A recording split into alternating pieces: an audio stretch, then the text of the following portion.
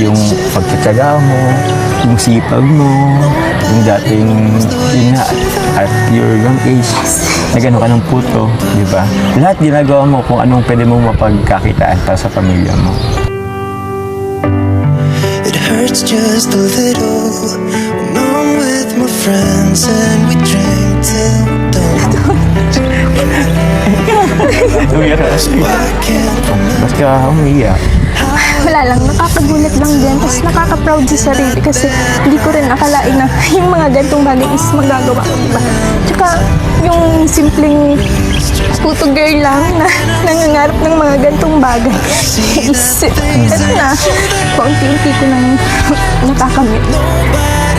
Dahil syempre, sa tulong mo naman yun, sa tulong ng mga taong nagmamahal sa akin. Sorry. Okay lang yan. I'm proud of you. Thank you. Congrats sa atin. Congrats. I'm proud of you. Thank you. I'm so proud of you too. Ito na.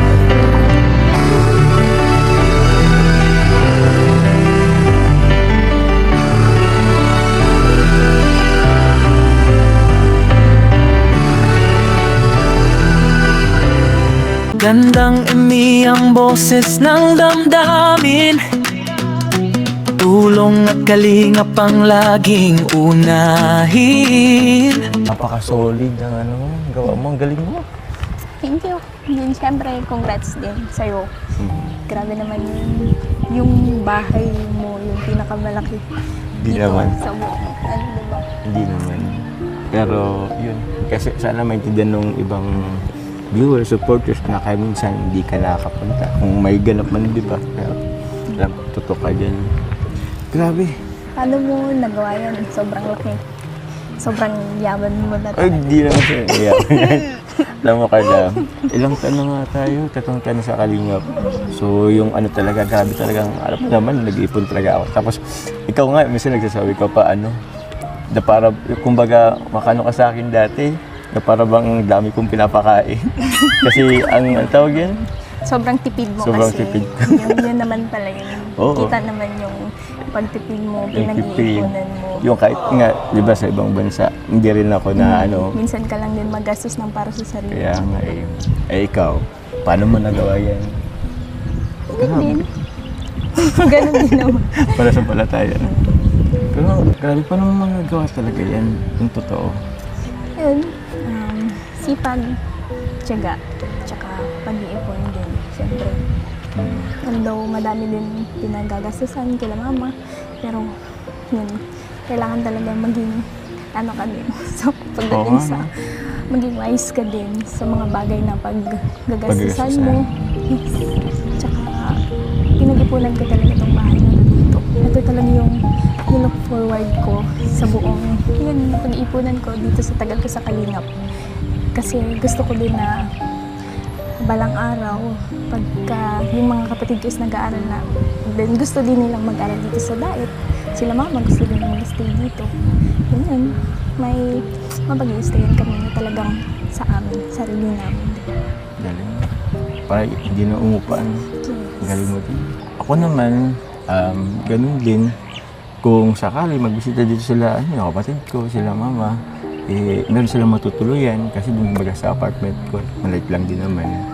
Hindi ko pa nga sila nadadala doon. Dito tulad mo, di ba sabi mo kanina, hindi mo rin nadadala sila mama dito. Surprise. Ano yan ang hita. Kaya nga sa yun, buong buhay ko, yun nga, nakitira din ako kila auntie. Actually, di ko nga inisip na darating itong panahon. Ganitong panahon na makapagpatayo ako ng sarili kong bahay. Tapos yun, siyempre, maging proud sila kapatid ko, sila mama. Nakalungkot nga lang na yun, hindi na to makikita ni Papa. Pero I'm sure naman. Sobrang proud si Papa mo sa iyo siya. Oo. Nakalungkot talaga.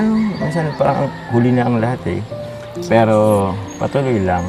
Although parang dati inano ko rin kay Papa na sana dumating yung panahon na kung magkakaroon ng sariling bahay, di ba? May ko siya, may makita niya, at least makita man lang maabutan ka. So, it's too late, pero tuloy-tuloy lang kasi yun nga, ganun ang buhay. Tsaka andun naman sila mama, mga kapatid ko. Tsaka, dyan si papa mo. Diba? Tumingin ano. Nakabantay lang. Yes. Kaya nga eh. Alam ko naman andyan lang siya. Pero andun pa rin kasi yung panghinayang eh. Sayang. Hindi niya naabutan to. Everyone, welcome back again to my channel. So for today's video mga kalingap, grabe no, itong bahay ni Papa Joms at ni Carla ay malapit na pong matapos. At itong moment nilang dalawa na sobrang nakaka-touch, naiyak din po ba kayo mga kalingap? Grabe no, sobrang nakakaiyak. Ramdam mo yung, kung ano yung nararamdaman ni Carla.